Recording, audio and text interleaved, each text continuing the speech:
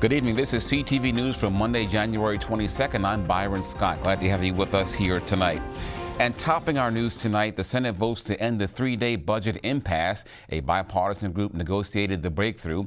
The bill would fund the federal government through February 8th and reauthorize the Children's Health Insurance Program, or CHIP, for 6 years. The measure now goes to the House. Patricia Vallone is in the district with more on how the shutdown has affected the region.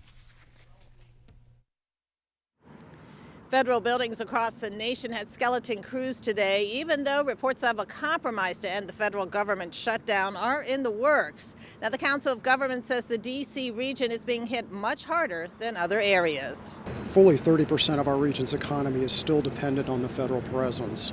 About 365,000 federal workers, another 65,000 or so of our men and women in the military, and tens of thousands of contractors serving both public and private. Given that we're seeing this kind of a month-to-month thing, we've had it happen before, what do you think needs to be done? Something that COG's been involved with a lot of our strategic partners is an initiative to try and pivot us from being less reliant on the federal government to develop an export economy. We have some of the brightest and best workers in the country here in our region. Are there products and goods and services that we can in fact export to other markets? And there's been a lot of information to suggest that there really are opportunities for that.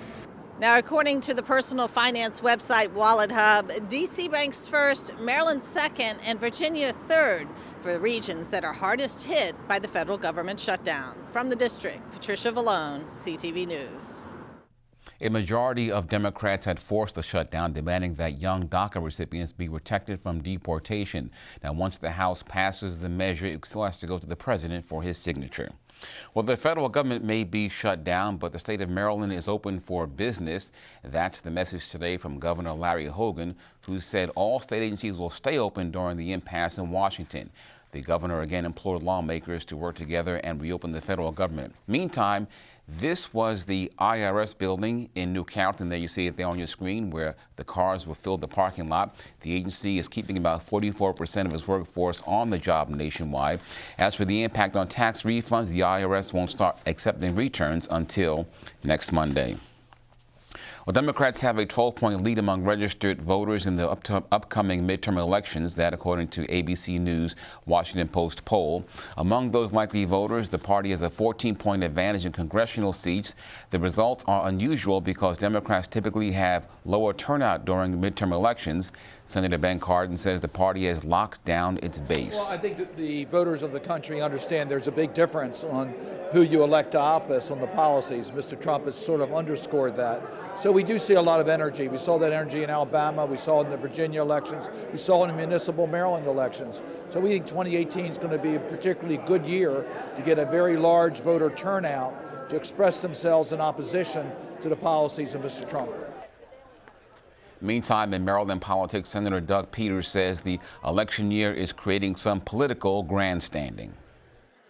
I definitely think there'll be many more bills. I think some of the bills that will be put in will be bills that I don't think will be passed, and I think the sponsors know they won't be passed, but they'll put them in anyway so they can go back to their jurisdiction and say that they're fighting for, these issues. So I do expect a little bit more grandstanding. I do expect a little bit more of, normally the 2,500 bills will probably have maybe 3,000 because it's an election year.